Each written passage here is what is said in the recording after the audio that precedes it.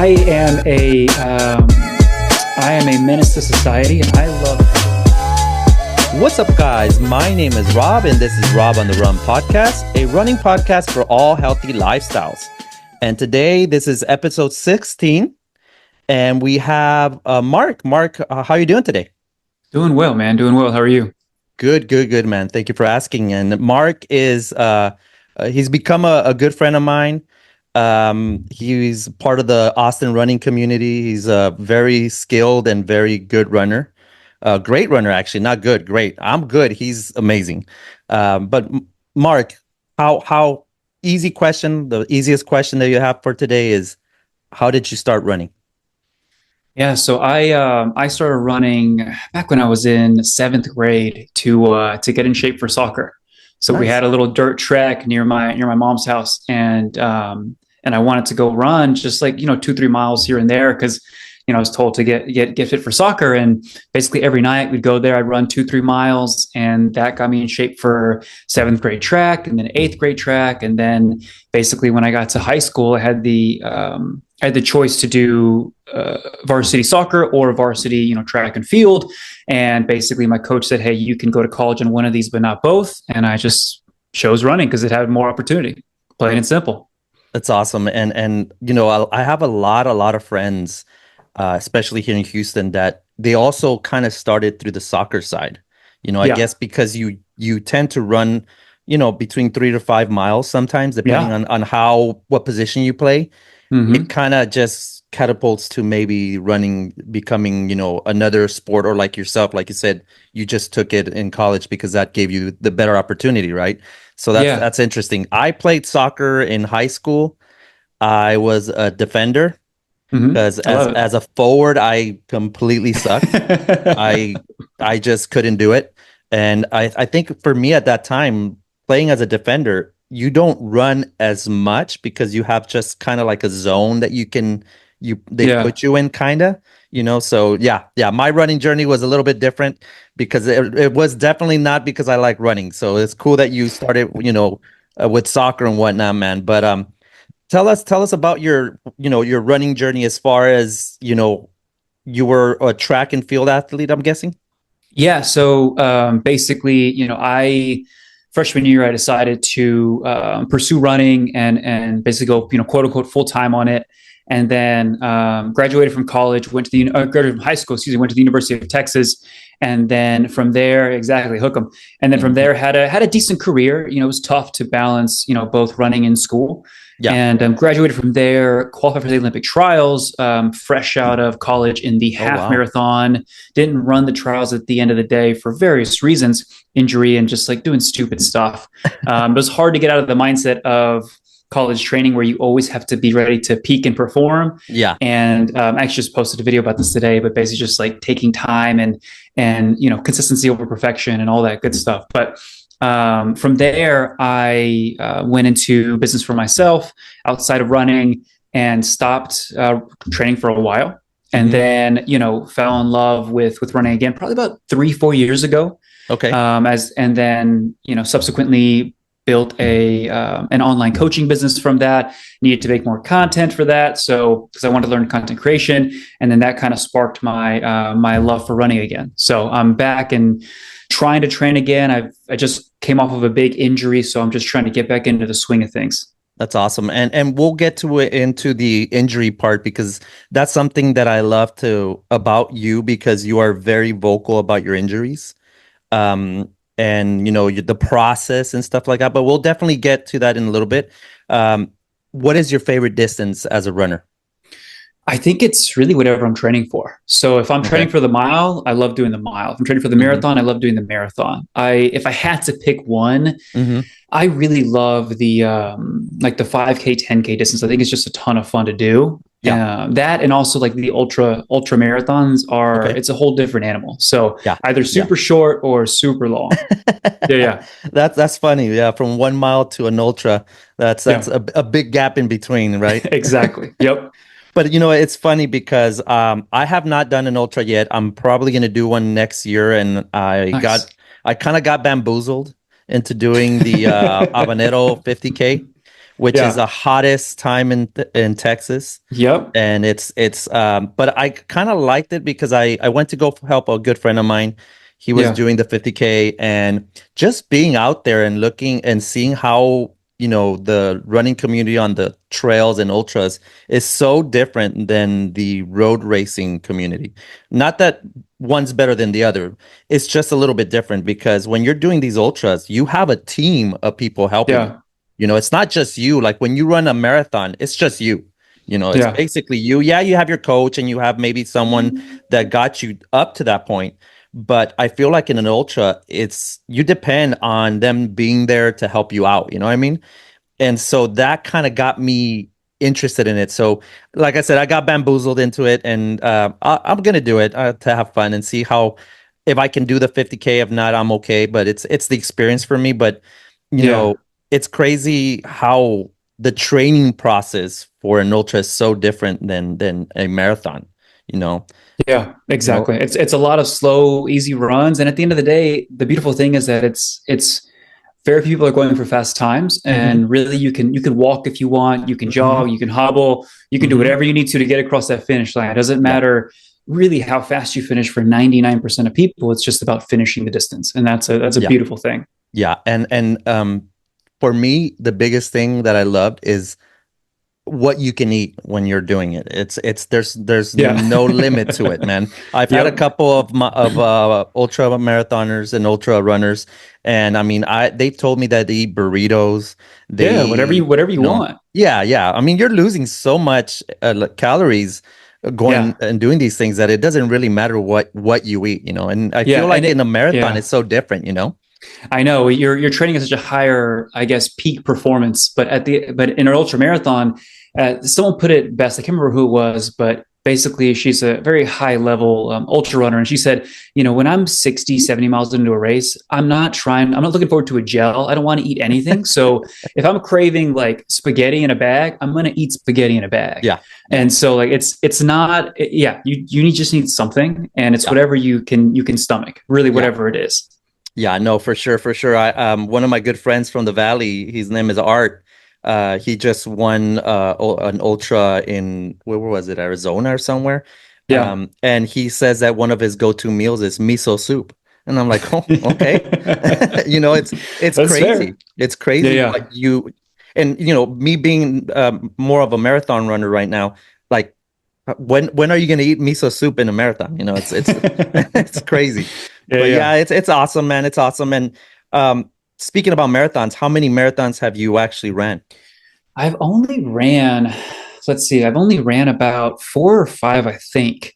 Hmm I've only completed, I think, two or three. Okay. I have Raynaud's, and so that was a big Yeah. thing that I didn't realize that I was dealing with because I lived in Texas my whole life, Yeah. and we never see snow, maybe once every 10 years, right? Yeah. So when I started doing marathons and actually traveling to go do marathons, I basically got 10, 12, 13 miles in, and my feet and hands would just go completely numb. Yeah. So my marathon time technically is only like a 2:42, which is fast for most people, but comparatively speaking, that's with me walking, jogging the last 10 miles. Yeah. And so I still don't know what my actual marathon time is, which is very Yeah. interesting. So Yeah. so yeah, I've ran a few, but none. That's the one race that I haven't truly tested myself in. And what you were saying, it's something that happens at a certain like degrees, like if it's 30 or 40 degrees or Yeah, when. so basically anything under 50 degrees, which is ideal marathon temperatures, Yeah. my feet and hands go numb, and I've tried just about everything under the sun. So I got to be Yeah. fully clothed to even have a chance, and that's still it's at that point in time it's a battle of attrition because when I'm out there for an extended period of time, I Yeah. stop getting warm and I start getting cold because I'm sweating, and it's a weird thing that I have to balance. So I'm still figuring that out myself. It's Yeah, interesting. that's crazy. I don't think I've ever heard that on a runner, but it's crazy that it happens to you in the like you said peak weather for a marathon. So Yeah. maybe you need to start doing these The warmer habanero 50 marathons or case. something. Yeah, man, something like that, man. I mean, But yeah, I would love to, but then you have to balance, how fast can you run when it's 65, 70 degrees outside? You know what I mean? yeah, So I got to yeah, find the ideal marathon at 60. If it's 60 degrees, that's a beautiful day for me. yeah, yeah. So it just depends. One marathon that comes in mind, it's the Rock and Roll San Diego. I think Yeah, it's a it's little bit hilly usually, though. It's a little bit yeah, hilly though. That's the tough part. It's hard to find a good marathon around that April, May, June timeframe hmm, that is a little bit warmer, but also flat. yeah, yeah. Because we have a lot of athletes all over the world racing marathons, and it's hard to find a good one that has a good day. And then, with marathons, you never know what's going to happen on race day. Tell me about it, man. I've ran from the coldest New York City marathon to the warmest New York City marathon. Yeah. So you never know what you're gonna get, and it's crazy. But hopefully, maybe you can find something that's kind of in between, man. Yeah, it's fine. I got time. I'll figure it out. I'm not Yeah, worried yeah. about it. But But yeah, man. Basically, like you mentioned, you have a coaching business that you have. What inspired you to become an actual coach? so I volunteered at a local high school and for a couple years, and we did some really good stuff with them. And I wanted to learn content creation as a form of sales and marketing. I really wanted to learn that space because I love all things business. And basically, I was like, well, it was hard for me to market what I was currently doing because Hmm. it hasn't been tried and tested before. But running content was doing really well at the time, and so I was like, well, I have some running knowledge, so let's build a coaching business. So basically, I just started posting content online, try to be consistent with it, and then eventually, people just started reaching out to me. So I built an entire business with no ads, no nothing, and really just providing value, and then people wanting more from me and paying me for my services. And so we started about 2.5 years ago to the day, I think. And we've worked with over 400 athletes. Wow. We have 311 athlete PRs, like an 80% success rate of an athlete hitting a PR, Wow. and an average training time to hit that PR of like 3.6, 3.7 months.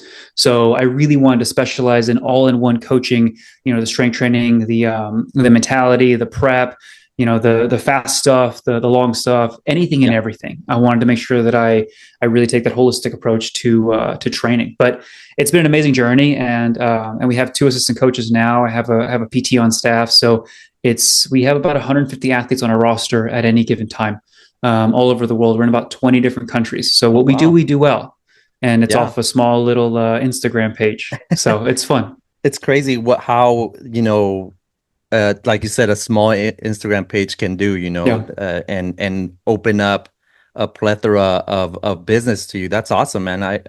I remember when you started it and stuff like that, and I mean, to me, it was always awesome. I love watching your videos, especially the one that you put today. I watched it, and the simplicity of the video is what I love. Like you watch a lot of content creators that get very technical, very, very technical, and sometimes you lose that common runner, you know what I mean? And the way you Yeah. made that video with the paper and explaining that, it made me realize also when I was watching it, I was like, man, that is true. Like I beat myself up for missing, one or two runs or training runs, and I feel really, really bad to where I'm thinking, you know what, I'm gonna make it up, Yeah. and then that just throws everything off, you know.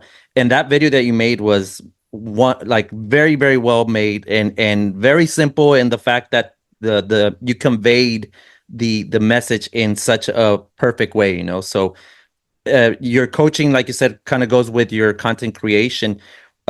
What in what is where do you get like the inspiration on becoming a content creator? Yeah. So I, what's it called? Inspiration, man. It's interesting. So I just want to create content Hmm. purely and simply.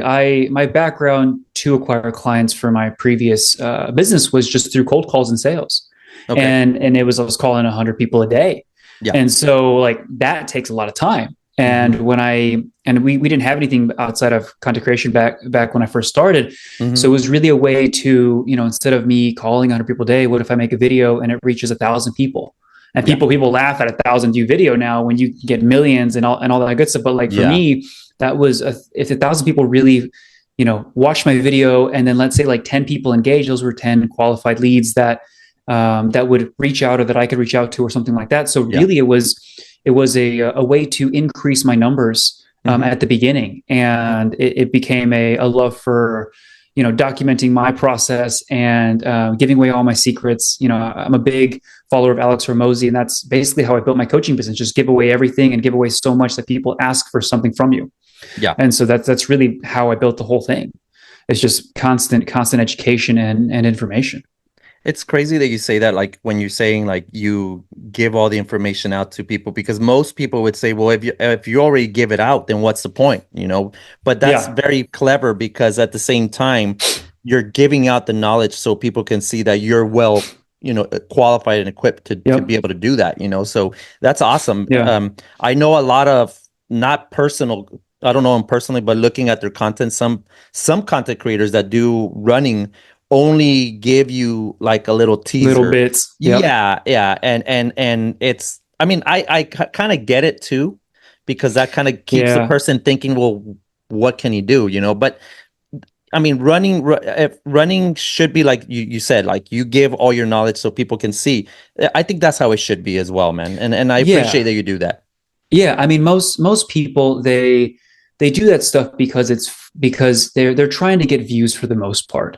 And then they post on their Instagram, I got 5 spots left, and there's nothing, there's nothing wrong with that if that works for you. But knowing most people and meeting and having met a lot of content creators who do coaching as well, they have a fraction of the athletes that I have and 10 times the followers. Yeah. And so people, the thing that I really had an advantage on was that I knew sales and business. Yeah. And so I knew how to build a really good product and nurture clients and turn them into athletes, and then make sure I take care of them throughout the whole process, get them the results quickly, and make it easy for them. And then they just become lifelong clients. Yeah. And so I think a lot of people nowadays, a 5-second video where they say, I'll read the caption down below. It's like, it's great. It's 5 seconds. You can watch it a million times. It'll get 30, 40, 50, 100,000 views if it's got a cool little video to it. And that's great if that's what you're looking for. They want to do brand deals and stuff like that. But like, I wanted to build a serious business and something that I could have predictable income from. And if that at the end of the day led to me having so many followers and so many views that would lead to brand sponsorships, that would be a bonus. Yeah. And so I wanted to make sure that I would make my personal business bulletproof in the fact that I knew that I would have a steady income and, provide for my family and things like that. So it's interesting that people do that. I think they try to bury the lead, but, and for anybody who's listening to this, who is a content creator, I recommend you give away everything and you never really worry about selling your products, because if you give away good enough value and people trust you, they're going to want to buy something from you. Yeah. Yeah. And I think that's the key thing with you and your success with your athletes. I'm pretty sure that's where they got the itch to find out more, because you're giving out everything. You're being transparent in a way, of what you can do, and that goes far. That goes very, very far. I know. I sent out an athlete the other day or yesterday who he'd been following me for 6, 7, 8 months. Mm-hmm. And basically when you create content for a living and you're doing it to build a business and gain clients or sell products, whatever it is, you have 3 types of people that you reach out to. The person who, knows everything, that or maybe pretty darn close to it and doesn't need your help. And they're like, oh, this is great. And you're never going to hear from them. And then there's the person who, might not know that, but they might have 80% of it, 70% of it done, or have that knowledge. And so they might say, okay, well, this is good. I got the information. And then they're going to go on their merry way. And they might reach out when they hit a pothole along the way. Right. Yeah. And that's people who reach out to me like a year later or 6 months later. Like, I've been following you for a long time. I've been thinking about reaching out. I finally reached out because I want to do this big goal. And that's great. And then you have that small group of people, maybe like 10, 20% of the audience who see one video and they're like, wow, this guy really resonates with me. They understand where I'm coming from. He has success. They have results. I want to reach out and I want coaching. Yeah. And so you're creating content for all of these people. And at the end of the day, you're really you got to focus on catering it to that group that will want that immediate value and take you up on it. Yeah. And so just that's where I get the whole thing of let's give away everything. And there's going to be somebody, even if it's just one person who will get value from that enough to where they'll take action. Yeah. Yeah. No, for sure. For sure. I personally think that your success in content creation is that soothing voice that you got. I love the way it's very well in a tone, very positive, very friendly. And I'm not joking. I'm not joking. I really do think it's you have a way when you talk in your videos, that it's very, very soft spoken, very genuine, and it doesn't sound, I guess I'm not even sure of the right word is condescending, because I've seen videos of content creators that are like runners or maybe not even runners, that you can tell that they're faking the voice. Like, let me tell you what we're doing. You know what I mean? Like, it sounds very, very fake. Like, kind of like what you listen to on the radio, you know, when like a radio voice, you know what I mean? Like, I know what you exactly. And it's funny you said that, because my voice is completely fake and practiced. And I say that solely because I grew up with a very bad stutter. Okay. And you'll notice that it's hard for me to look at the camera, and I'll actually look off because I'm thoroughly thinking about what I'm going to say next, because if not, I will fumble.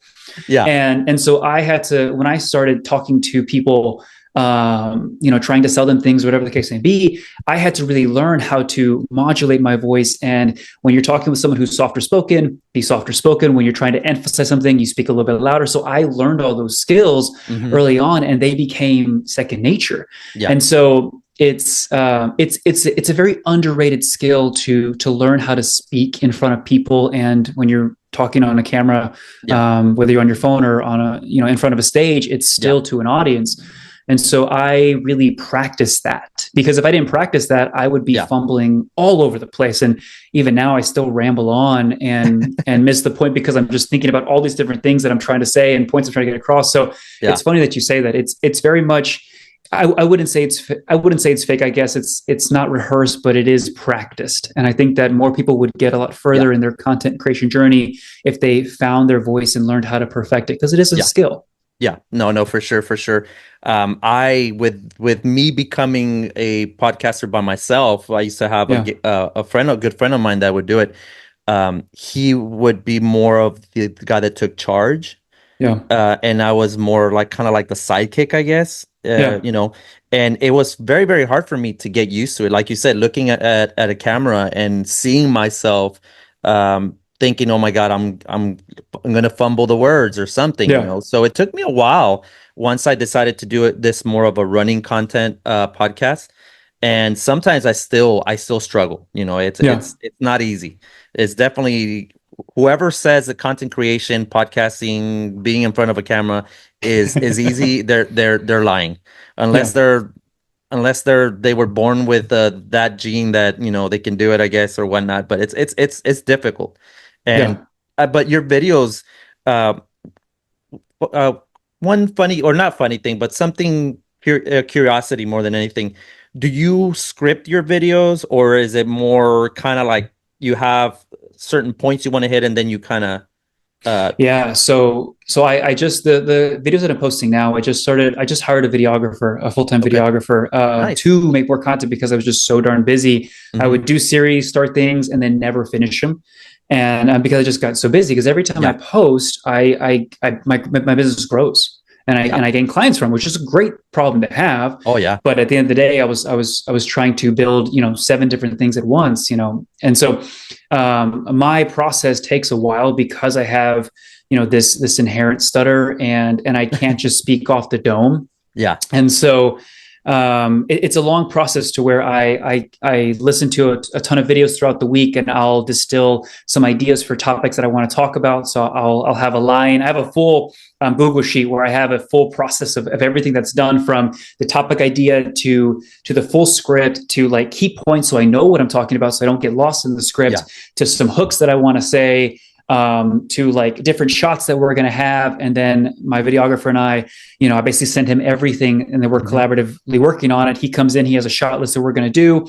And so basically I try to, what took me, 2, 3, 4 days to create. We're doing it in like 3 or 4 hours now. Wow. And now we're making a ton of content that we're going to be posting religiously. So the goal is to just like test this out and see how it works. But it's a long drawn out process for me. And there are a lot of takes in between. And so I have to really practice them beyond my game or rehearse them, because it's tough for me to speak like on long form stuff like this. So it's a fun journey. But yeah, we're testing out some long form YouTube videos that we're making. And so I'm very excited too, because that's where my knowledge and me rambling on really shine, hopefully. So I'm super excited to see how that does. No, that's it's crazy to hear that, because if I'm not mistaken, when I invited you the first time to the podcast, it was just you. It was just you. There was no assistant coaches, nothing. I think it was just you. And now that was how long ago? How long ago was that? That was, it's funny. About a year ago, give or take? It had to a little bit more a year, because it's funny thing, Mark, and this is really, really funny. You were our last guest. Oh yeah. so I ended that partnership. Yes, it was you. We're my fault. You. Okay, you're the Yoko Ono of podcasts. Obviously, that's fair. That's fine. I'm good with that. No, but yes, it was about a year ago. Yes, I think it was a year ago, because you were just by yourself. Now you got, like you said, you have 2 assistants. That's right. Yeah. Because we were in our old apartment. We hadn't bought our house yet or anything like that. So okay, I love it. Yeah, that's crazy. And to see that's when you really see the growth, because now you can have 2 assistants and a videographer, which a year ago you were doing everything on your own. So that's amazing to hear that. I'm very, very proud of you for doing that and being able to have that. That's amazing. Talking about your assistants, I'm pretty sure he is the one. Is he the one that when he talks on the microphone he has the gel? Yeah. Okay. So I have assistant coach Mason. He was actually a former athlete of mine. And he asked about coaching, just wanting to be a coach. And I was like, look, like I'll take you on as my apprentice or whatever, like just follow my lead and, I'll teach you everything I know. Because I love investing in people. And he rolled with it. And he was worse than speaking than I was. And so I had to teach him everything from the ground up. And it taught me how to manage him in terms of a person. And that was really good. And then we brought on Victoria, our PT, and now she's working on more of the program side. And she's like extremely knowledgeable, extremely educated, super well-spoken. We do videos with her and she's like first take, knows everything across the board. Like it's amazing what she could do. Yeah. And so we're, managing that team has been and building that team has been a ton of fun, and a lot of hurdles along the way, but it's cool to see. So yeah, I love Mason and Victoria. They're a great part of the team, and it's cool to have them on board. Well, we'll tell Mason that he had a video that I watched where he does these stretches for your hips, because I always have a lot of pain on my right side of my hip. For some reason, especially after running long distances. And I'm pretty sure that has to do a lot with my form of my running, the way I run. That I'm probably, overcompensating on one side than the other. But he made this video, and that's why I mentioned the whole gel thing. It's amazing. I love it that he does that. That's great that he does that. But he did this stretch where one leg is a 90 degree parallel, and then the other one's 90 degree on a different angle, I guess. And man, that is one of the stretches that I do every time I go running now. I love it. So it when you say like put everything out there, it's true. It works. It's working for me, So kudos to him. Tell him I said hi, and I love the gel. Tell him I'm gonna have to steal it every now and then to do when I do a little video or something. But no, it's awesome, dude. Your content creation is definitely grown. It's definitely gotten much better.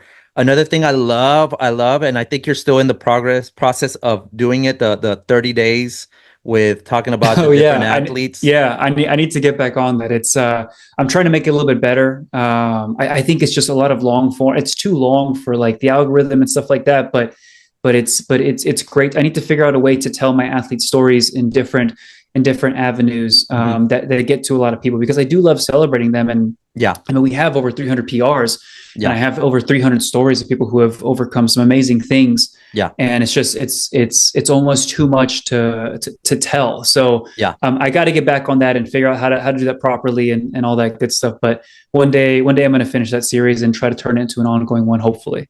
No, So it's awesome. I like the fact that you are, celebrating these athletes because uh that's I think that's one thing that I feel that most coaches, not all of them, but some coaches that they do this online content creation kind of forget about, that thanks to these people that you're celebrating is the reason why you have a coaching job, your yeah, business, and a lot of people, I feel like they tend to forget that. So kudos yeah. to you, man. That's awesome. I love it. I guess I put you on the spot because apparently you haven't finished it, but No, it's I am fully transparent. Like I do coaching exceptionally well, and I am a extremely mediocre content creator and Instagram influencer, whatever you want to call me. yeah, It was funny. There was a video that I saw the other day, and basically there's like an influencer versus a creator, and yeah, an influencer was described by this person. Can't remember who the heck they were, but it was described as someone who creates content to get views, to build brand sponsorships, things like that. And yeah, then there's the creator who creates content solely for the purpose of building their business. yeah. And it's much less frequent. It's much more directed. It can be Hmm. purely testimonials, story highlights, informational stuff Yeah, like that. And so I fall in that was a big unlock for me because I was trying so long to be this influencer and have to post every day and talk about my workouts, what I yeah, eat, et cetera, et cetera. And that was yeah, just too daunting for me to do every day yeah, and have a personal life and spend time with my wife and go and exercise and stuff like that. But when I switched my mindset to being a creator for the business, it was like, okay, I'm doing this not with an expectation of getting a ton of views, but hmm, really just supplementing and whether that be current athletes or new potential athletes to see my content and see that, hey, this guy is not just a random person that I saw one video on. He yeah, has, credibility, backing, results, all that good stuff.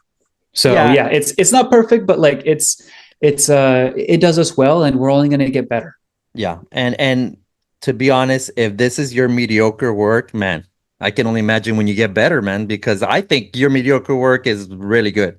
So Yeah, that's the goal. That's the goal, is to turn this into a very very successful business. no, and it's going that way. It's going that Yeah, way. And I appreciate all the content and all the good stuff that you put.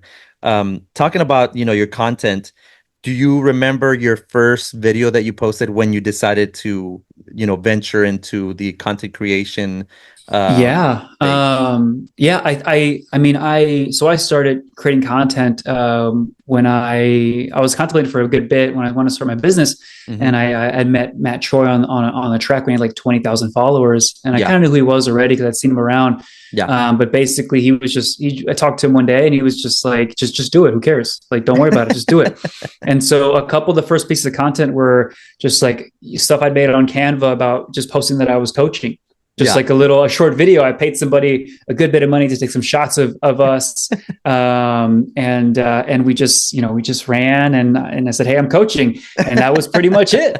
And it wasn't anything fancy. And it Yeah. was like, I had a crappy logo that I made over, it took me like 3 weeks. So they didn't want to hire a graphic design Yeah. artist or whatever. And so, yeah, I mean, from there, I started posting with Matt a good bit. Some of our videos did really well. We kind of combined his style of creating content with like my running knowledge, Yeah. and some of those videos got like a million plus views Wow. on multiple platforms, and so it was really cool to see. Yeah. And that was a good start to the business, and it taught me that it didn't grow the business. It taught me that it was possible to Yeah. do this through online. You know what I Yeah. mean? Yeah. Because Yeah. when I Yeah. started, my wife told me, "Oh, you got, it's a little bit crazy to switch this whole thing and try this, whole new business out." I was like, "Give me 6 months, and I'll prove that it's viable." And I got to give her all the love and support in the world. She just let me do my thing for 6 months and work late and bust my butt and be out there when it was making me nothing. And then in Yeah. 6 months, we made it a viable business.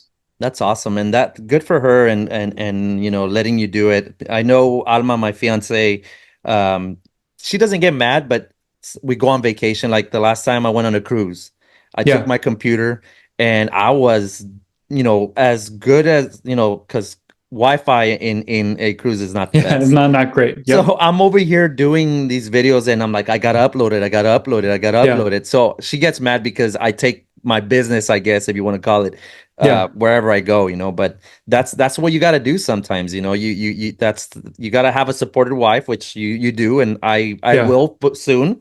We're gonna get married soon. But When's the wedding? When's the wedding?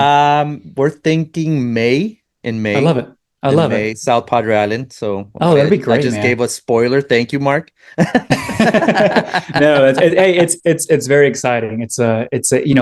I will say this when my wife Tiffany and I got married, Yeah, there was something that flipped in me that made me want to work, 10 times harder. yeah, Because even though we were both individually successful in our own ways, yeah, just having that combined feeling, you know what I mean, yeah, and yeah, understanding that like my what I made fed her and what she made fed me. yeah, Basically, it made me want to work significantly harder, yeah. and so that was a big unlock when we got, because we just celebrated our 4th anniversary. So Oh it was wow. when we were married, that I started the business. We were in a rinky-dink apartment, and I was just like, "Look, we have no overhead right now. Let me test this out. Let me see what's going to happen." Yeah. And she said, like, "Hey, if you're going to be working, you're going to be working. I'm going to let you work, but you're going to be working." Mm-hmm. And if I can give any unsolicited advice to all the aspiring content creators or anything like that, it wasn't just give me 6 months and I'll make $1,000. Yeah. It was like, give me 6 months and I will replace, if not double, the income that I bring in. That's awesome. And that required significantly more work than just putting out a video a week, or just shooting some stuff and testing things out. I Yeah. went full hog wild on radically posting and also improving and analyzing, because a lot of people they do stuff for 6 months, 12 months, and they say Mm-hmm. they're trying, but I equate, there's a difference between trying and really mastering your craft. Because six Yeah. months to invest into something, you could do a lot in 6 months if you Oh do it yeah. well. Yeah. You know what I mean? Yeah. And I so agree. I think to a lot of those people who want their spouse's trust, like, tell them to give you 3 to 6 months, but actually put in 70, 80, 90-hour weeks. And that's what I was Yeah. doing, Yeah. because I was figuring it out. If I wasn't posting something, if I wasn't Mm-hmm. trying to work with my clients and figuring out how to coach them better, because I was also Mm-hmm. learning how to coach different people. Yeah. I was perfecting some craft that I had. Yeah. And that's what really exploded our business, because then we just started doubling and doubling and doubling. Yeah. And so yeah, the best advice I can give is just work your butt off and work significantly more than you think you can. And that was the expense, that was at the expense of my running and my training, but Yeah. it's paid dividends, and I couldn't be more thankful for her support. That's awesome, dude. That's awesome. Great, great, great advice, man. It's amazing, and you're 100% right when it comes about the time that you give, because a lot of people, I feel, especially on the social media content creation, they they have the thrive, they have the ambition, but they don't see those instant results because they see online, oh, this guy made viral, Haktua Yeah. over here came out in a video, and now she's, doing this and doing that. That Yeah. only happens to 1 in a million, Yeah. and a lot of people think, well, I put like 3 months and I only have X amount of followers or X amount of subscribers, and they give up, you know? Yeah. And that's where the hard work needs to come in. I follow a lot of content creators from different stuff. Like, I also like playing video games, so I follow some Yeah. video game content creators. Mm-hmm. And there's one dude that I love watching him play. And he had been doing it for 10 years. Yeah. And maybe year 8 through 10, right now that is his 10th year, he Yeah. finally saw that light at the end of the tunnel, you know. Yep. But most people don't even get to 8 years, like you said, 6 months, and they're practically out because I they, know. they just can't be patient, or Yeah. ads, like you said, you don't do ads. People start doing these things just to gain traction or make their Yeah. things look better, for people to say, oh, he's got 10,000 subscribers, maybe I'll give him a look or something. So that's very important for the people that are starting.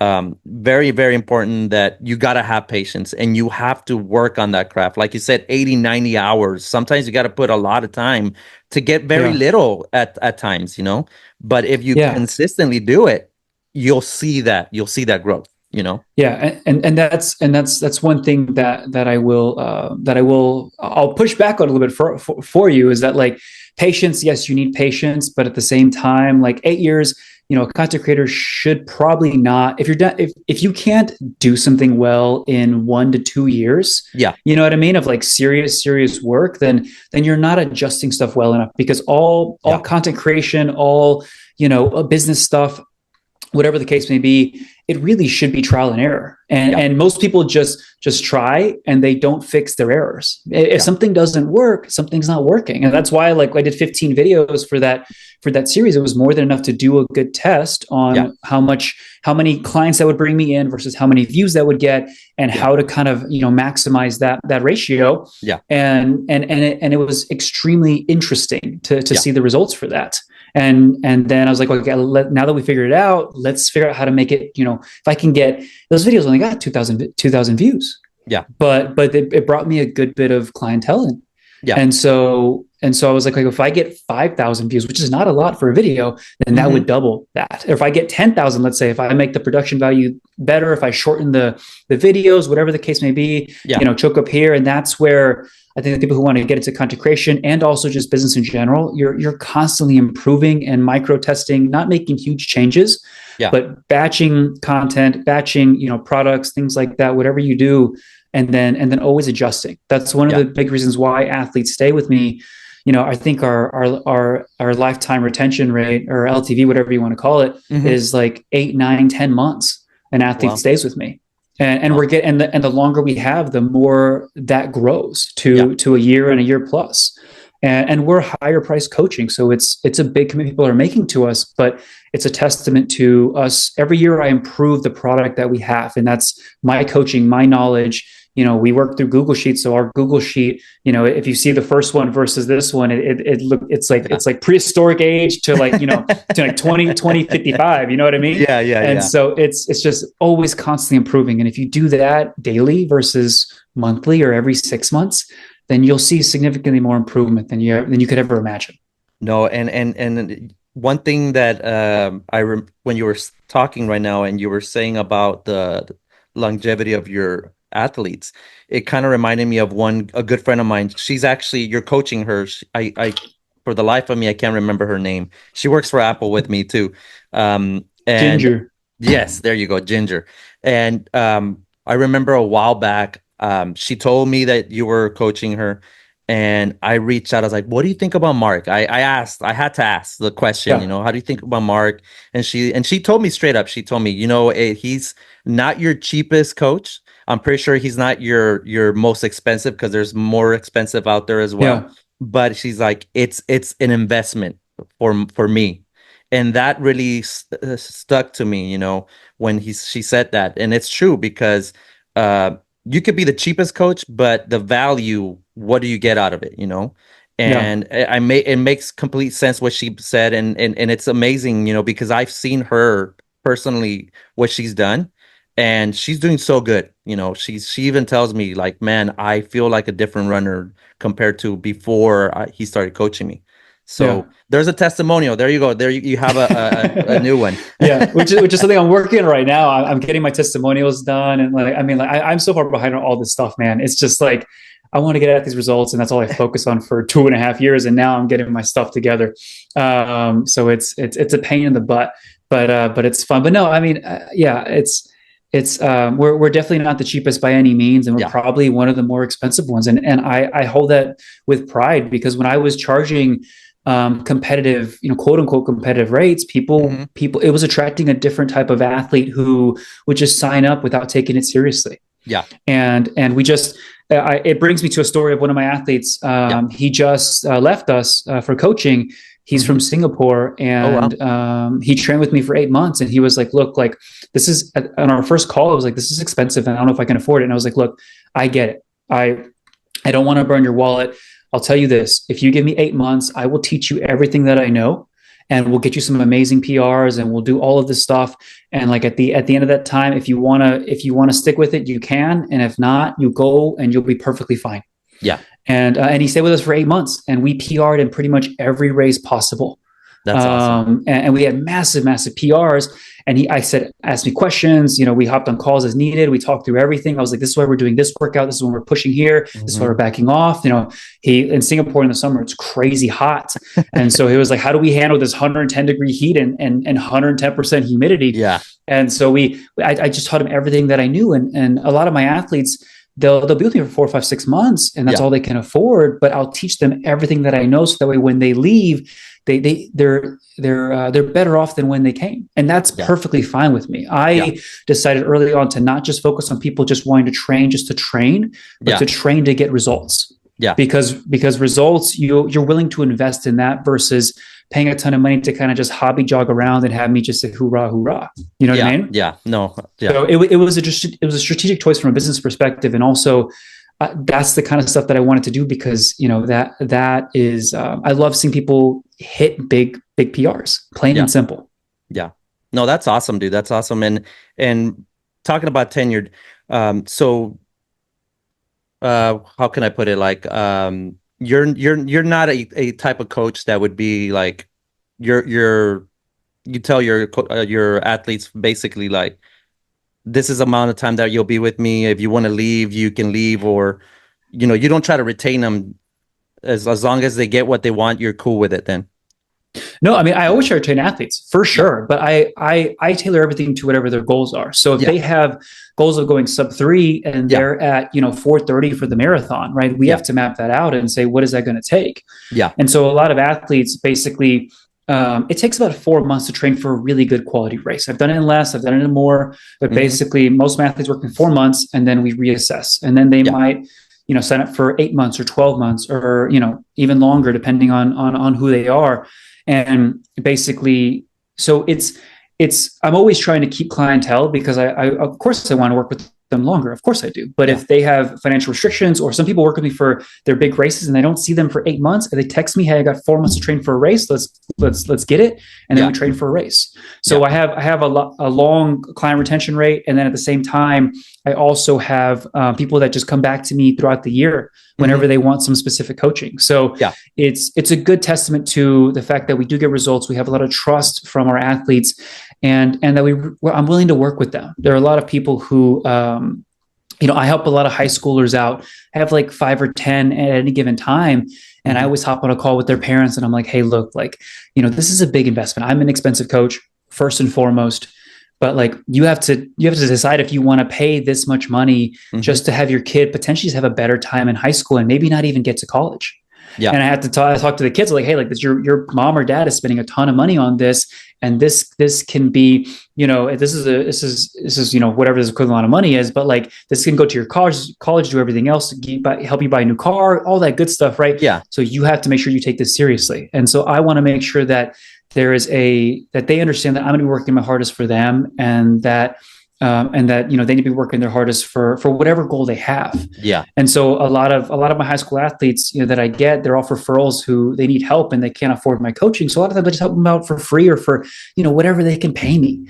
And so it's really a spectrum. A lot of having those people who are willing to and can pay me, my rate and what I'm worth allows me to help people who can't afford it at the same time. That's awesome. And so it's a good spectrum of everything, because it's hard for me to turn someone away for whatever reason. And also the assistant coaches have helped with that as well, since they have cheaper rates than I do. So we have better offerings that it's basically just they handle the communication and the training, and they have me as their backbone of support for all the knowledge and anything else that they're lacking. So that was a big part of expanding, was because I didn't have enough time in the day, and I had to really make sure that I chose the people that I wanted to work with. That's awesome. That's awesome. And that's really, really cool that you do that for the high school kids. That's really cool. Have you had any of these kids, not so much PR, but make it to like state or something, if that was their goal or something like that? Yeah. So we, back when I was volunteering at the high school, we had a ton of kids that we sent out to college on scholarships. Oh, wow. One of our best athletes, he ended up, being, I think, what, a couple athletes were like third or like top three, top five in the nation in some of their respective events. Oh, wow. I had really good success in the 800.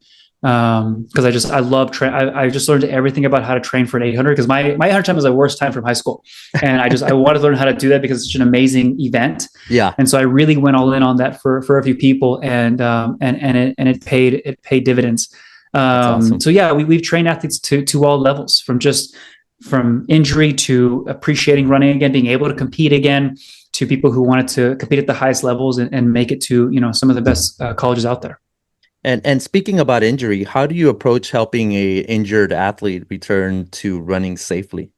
Yeah, so I have had almost every injury under the sun at some point in time, just from being stupid, and Yeah. my form is not naturally great, Yeah. so I'm always overcompensating for something.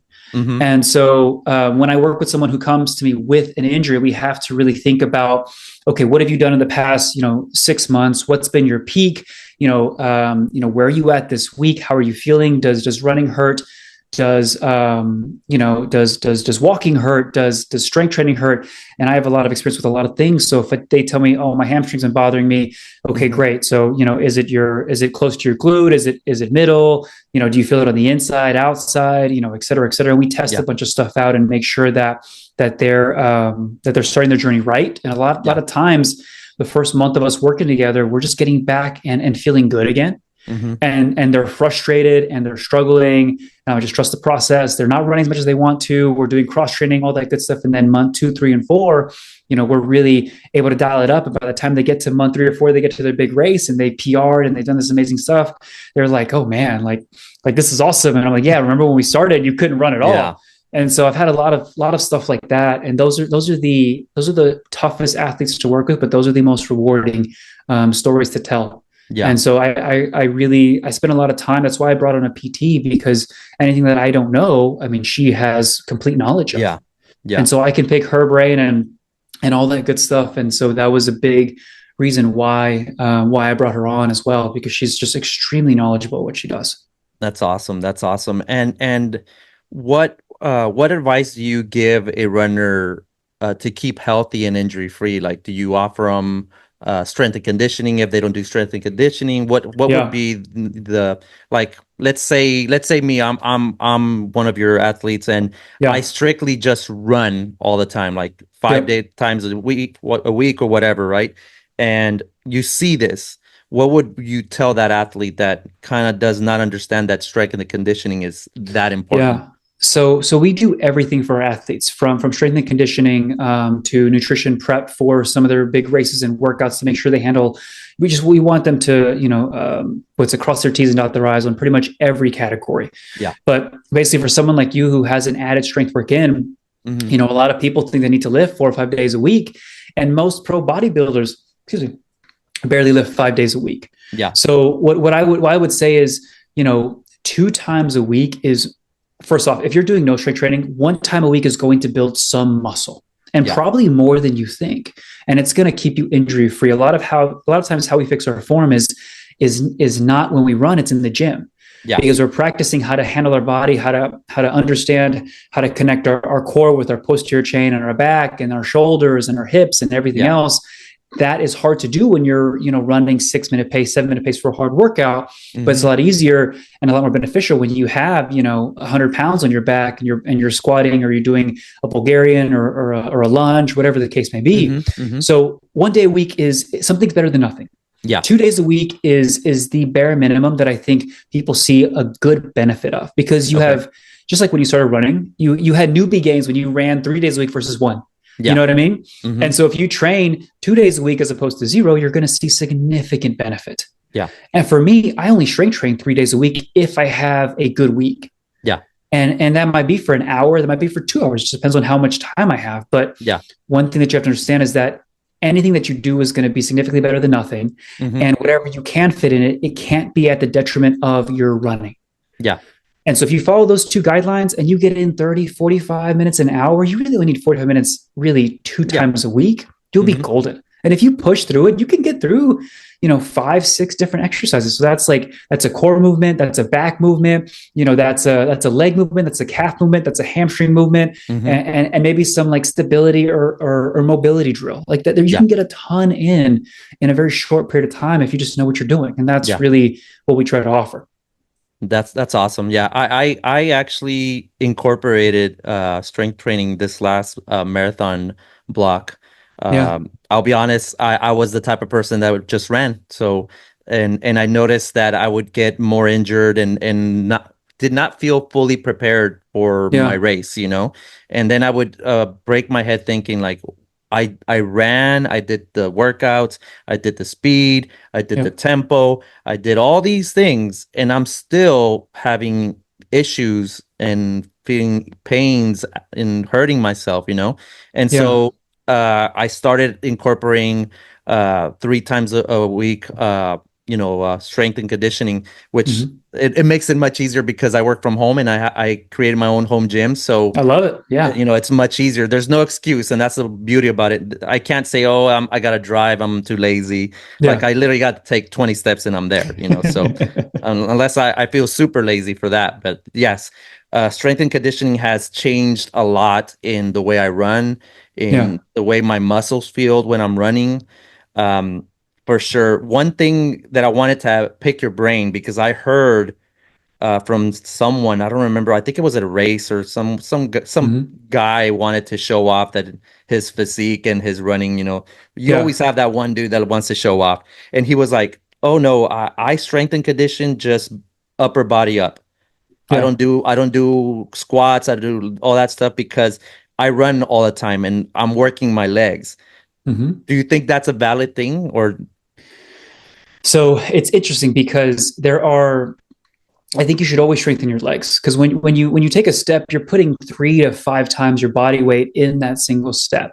Yeah, And so you're going to see a lot of people online, and there are a lot of highlight reels, but they don't give a lot of context. yeah, So if they run, and I'm not trying to call anybody out, but like if they run 257, you know what I mean? And that's an yeah. amazing time. And Mm-hmm. they've ran 302, 305, 258, 250, 255 for like 4 or 5 years. Yeah, That's an amazing time. But if they're trying to consistently improve, that's not that great. yeah, Versus the guy who can run 4 hours and goes down to 3 hours in the span of a year, like that's yeah, damn impressive.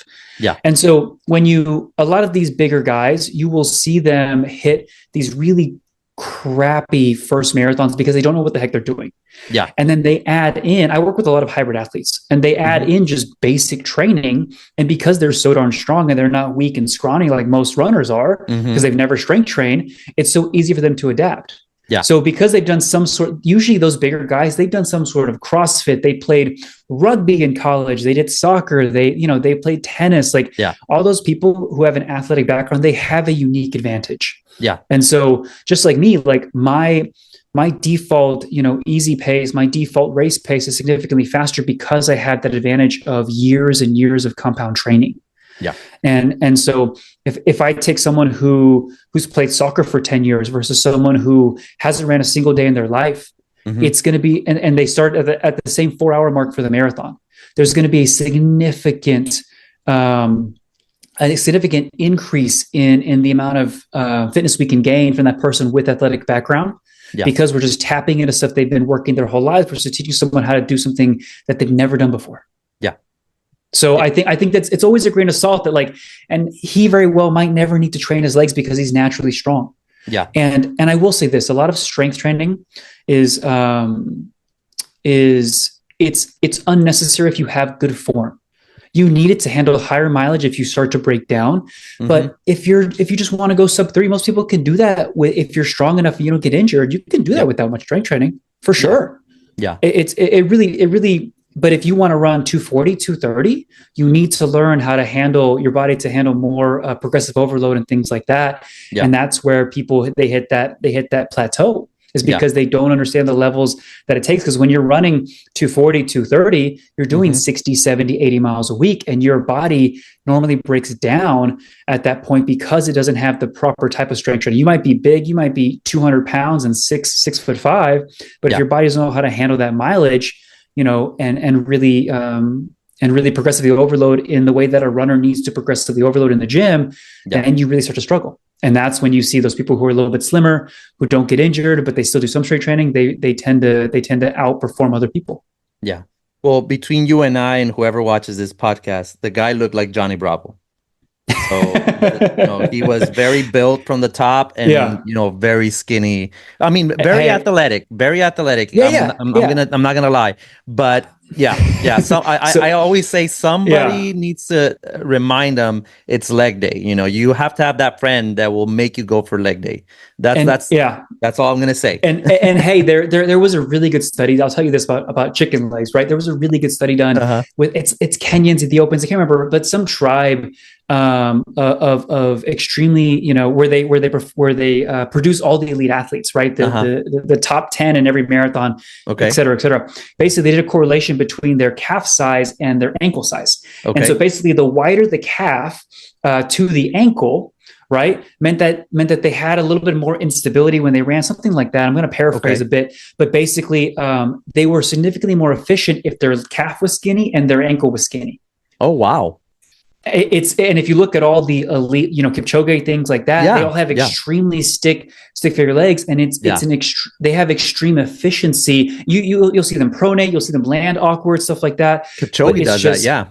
Yeah, exactly. But it's something about how they contact the ground and how it comes up their entire leg. Yeah. And it's so much more efficient. So, he could just have extreme efficiency in his lower half and just always lift up her body and be a fast runner because of that. It could and be. So there are so many genetic factors. Like if you ate what I ate in a day, you would weigh, you'd be fat, you'd be obese, you'd be overweight. But I have a unique, I look skinny, I look ripped, I look toned, whatever you want to call it. Mm-hmm. A lot of that is because I have really good genetics. Yeah. It's not just because I do a boatload of mileage. It's because my parents are naturally very lean, very skinny, and they were decent athletes. So there's different factors you have to take into consideration when you're looking at a Instagram influencer or somebody who seems that like it comes so easy to. Yeah, and talking about body types, when you were talking about you could be very built and still run like at a fast pace, it always reminds me of Nick Bare. Nick Bare looks like a tank, man. He looks like a tank. And first time I saw him run, I was like, man, like I was always told that bulky, fit runners don't do very well in long distance because it takes more of oxygen to replenish all those muscles. And when I see that dude, he's amazing, man. He's amazing runner. As a matter of fact, he's such a big influence for me that I don't know if you're going to be able to see it. I love it. Yeah, the Go One More. I love it. Yeah, I saw I saw a TikTok where he talks about it, and it really made a big impact in me, and I do that too. What he does, when he's running and he's feeling tired, he looks at his tattoo and it reminds him that you still have a little bit more in the tank. You know? But Nick Bare is a great example because he's a big dude, but man, he can run and he's been doing amazing. Have you ever got a chance to meet him? Oh yeah, I met him a ton of times, and it's interesting. He's a good testament to consistency, and so like I think his marathon time is like 2:38 or something like that at this point, or 2:42, something crazy like that. Yeah, which is absolutely amazing. The interesting thing is that he got there over 4 or 5 years of extremely diligent work and I think most people don't understand that if they want to go sub 3 and they're at 4 hours right now, if you put in 5 years of consistent work, you'll be way faster than you could ever think possible. And so the interesting thing is that he has an upper limit because of his size and his demand, but that might be 2:30. You don't see a lot of guys his size running sub 2:30. Nope. And that's when you get into like sub elite territory and you really have to put in some mileage and some work. And so he might get there, but it might take him twice as long as someone who is just a little bit thinner, but still has that same type of overall strength. And again, it's a good testament to the fact that you should train every part of your body. Yeah. Because when you're running, you're using your arms, using your back. If everything is in sync and working together, it's so much easier to push. because one thing is not giving out, because if your arms give out, then next thing your shoulders give out, and your core gives out, and your legs give out. And so if you're strong all around and you're evened out pretty well, which Nick is, he has a very good and healthy workout schedule in terms of his lifting. You can do great things no matter what your size is. And if Nick Barrett listens to this or watches this, I love your gym. Come on, do another contest. I need to win that gym like he has at his house, man. It's amazing, man. I wish my fiance, I don't think she would allow all that stuff in the garage, because she only gave me half of the garage. So that's I think his gym is only half, right? He has a three-car garage. He has one gym. I mean, I built a home gym in our garage, and I put everything on the wall. We got one of those PRX racks that comes out. We have a treadmill in the back. We got a TV. We got, full weights, bars, mirrors, everything. And we can still fit 2 cars in there. Nice. And so it's doable if you do it right. But we spent a pretty penny to kind of figure it out. Yeah. And so it's doable. But hey, half a garage is better than nothing. And you can make an amazing gym with that. Well, Alma, if you listen to this, Alma, he just gave us a good idea. So please listen to the man. Listen to the man. No, it's funny because my wife, we had gym memberships. We paid like $400 a month, $300 a month for them, a total. And she never went. And I was like, babe, we spent all this money. Like, do you want to go to the gym? And she's like, I don't want to be around people. And I feel self-conscious. Like, that's fine. And so I was like, what if I build you a little home gym in the garage? And she's like, yeah, I'll work out there. Yeah. And so I say it's for her, but really I went overboard and I like said, I'm there. Remember, we're having a Valentine's Day dinner, and I'm just staring off into space. She's like, "What are you thinking about?" And I'm thinking, and I'm like, "I'm wondering what to do with the gym next." And so I always say, my joke is, "I built this gym for you, babe. This is all for you. It's all for you." I just get to use it every so often, and I'm in there, 5 days a week doing something. Okay, I love it. Now I know what to tell Alma. It's all for you, babe. It's all for you. Yeah. This part you don't have to watch, Alma. You can. we'll strategically cut it. Yeah, for sure. Yeah. But man, dude, I appreciate your time. We're definitely going over the time that I wanted to keep you on. We definitely have a tradition, and the tradition is that our episode 15 guest has a question for you. Mm-hmm. So let's go ahead and give them a little bit of time here to ask the question, and then you can answer it. Okay. All right, let's do it. Alrighty. How they see running being an inclusive platform. And I'm very grateful to be in Austin, where we have an extremely inclusive, we have I think we have a couple groups that are just purely gay runners. And it's absolutely amazing to see the support that our community gives anybody and everybody. And so the thing that you have to understand is that with social media nowadays, and we talked about, recent events, right? People who want to say bad things or negative things or hurtful things, they have a platform to say it, and with almost no repercussions. Yeah. And so, but that is maybe 2% of the overall audience that you're gonna see, and the overall support that you're gonna have. Yeah. Even if one bad apple spoils the bunch, as people say, and for some people it does. Yeah. And so running is such an inclusive sport when you're out there, when you're in it. And I think if you think about content and things like that in a vacuum, it can be very divisive, and it can feel like it's not inclusive.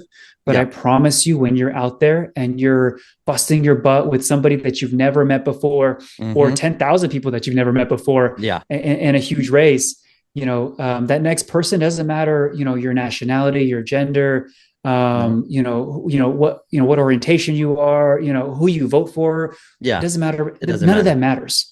When you cross that line and you've broken 3 hours with 10 other people, like if you got to know them over those 3 hours, you're going to make lifelong friends in some of those people, irregardless of who you are in any respect. So the people who care, who are affected by those people online, it hurts, it sucks. And they definitely shouldn't be doing that. And it's wrong. And in all respects, the hate is just, it's unwarranted and it's unnecessary. But the people who are deeply affected by it understand that that is not the 98% of people who love running and truly value you for you, Yeah. and people who just want to see you improve. Yeah. You know what I mean? There Yeah. is the person who doesn't want to, who laughs at your PR is someone who's probably never ran a fast race in their life. Just remember that. Exactly. And the person who laughs at all your followers and all of your advice and all your guidance, whether you're an elite athlete like me or someone who's just starting out trying to help somebody below them, because there's always somebody newer than you, somebody who, that's why I love encourage people to tell their stories online and share their advice, share their tips, no matter what it's for. Yeah. I think that if you do it for long enough, you'll get some hate, you'll get some crap talk. Of but course. I think you will do significantly more good than you will target hate. Yeah.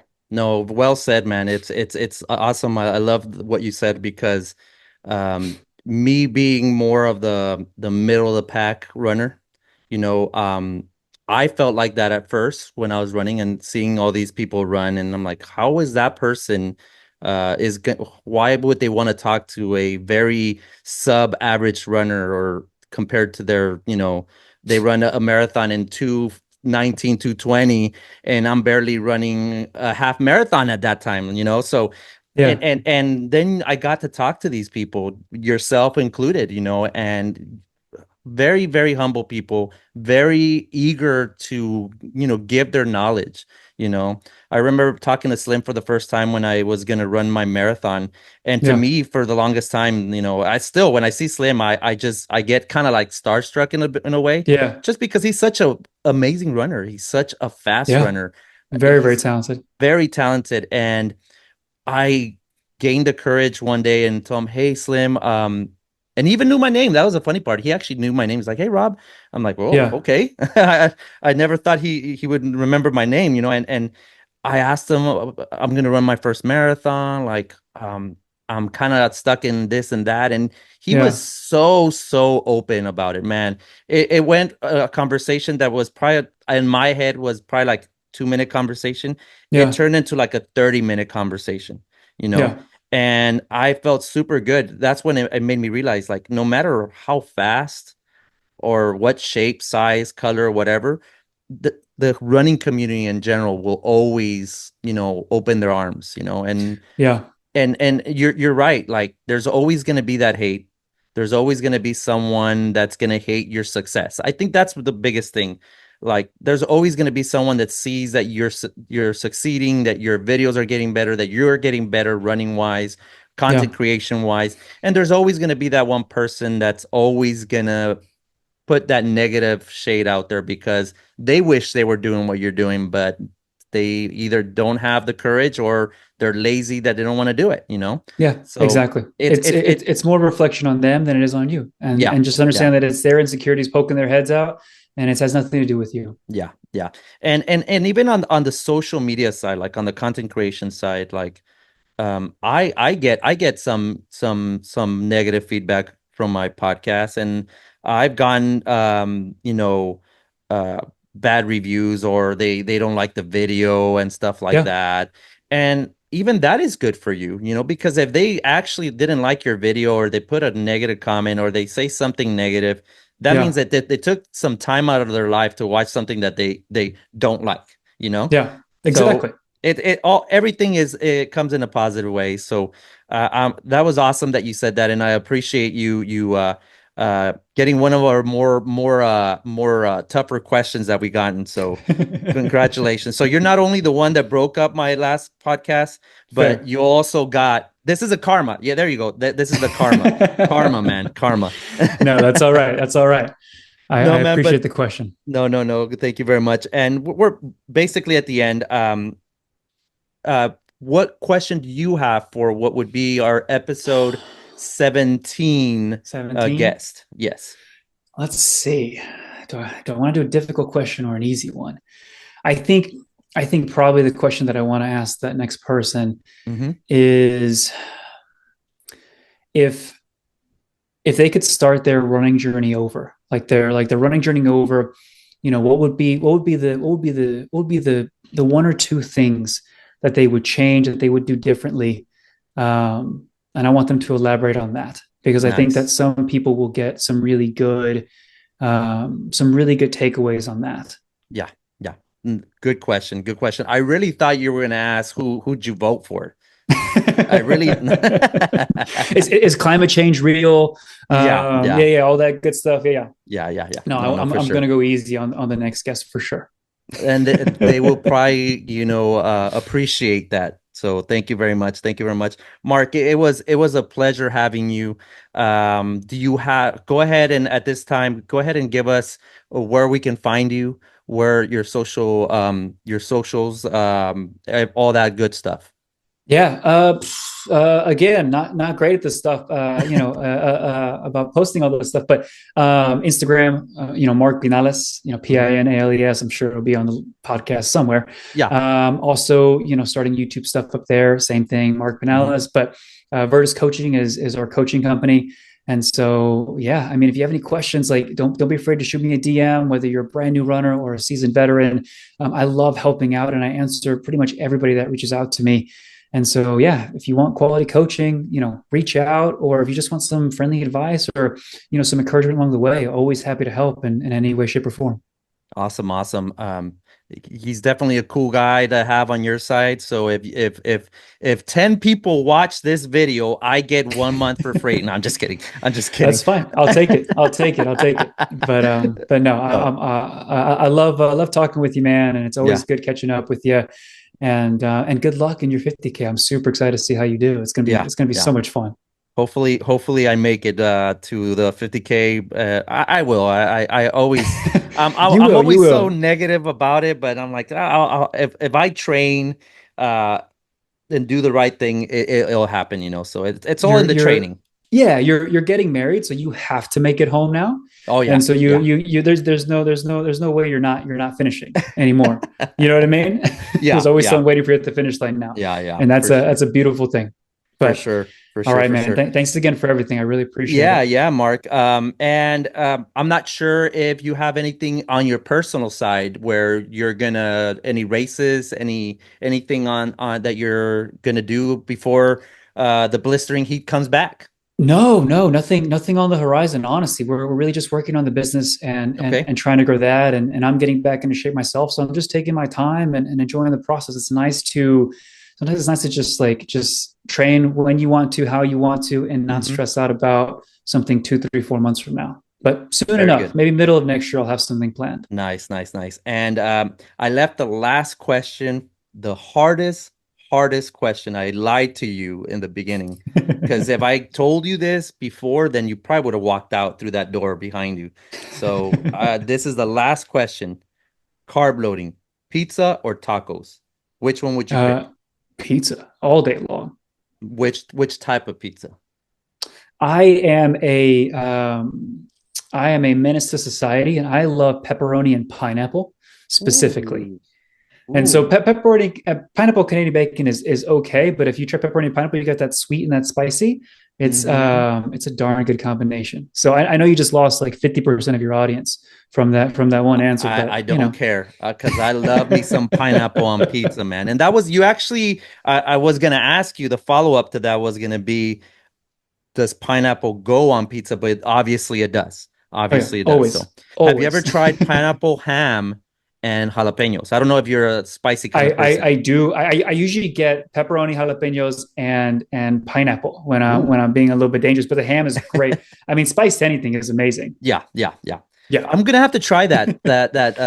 It's different. Pineapple. Yeah, I've never heard that. So that's interesting. Yeah, it's something a little bit different. It's kind of like that hot honey pizza. If you haven't had that one, that's an amazing pizza to try. It's a little bit like that. Okay. Well, Mark, again, that was the hardest question.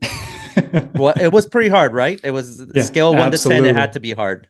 At least an 8. Okay. Then I did my job pretty well then. But Mark, I appreciate you. Thank you very much for being here. That's about it, man. You have yourself a good night, man. I appreciate it, Rob. You too. Take care. Bye-bye. All right, bye.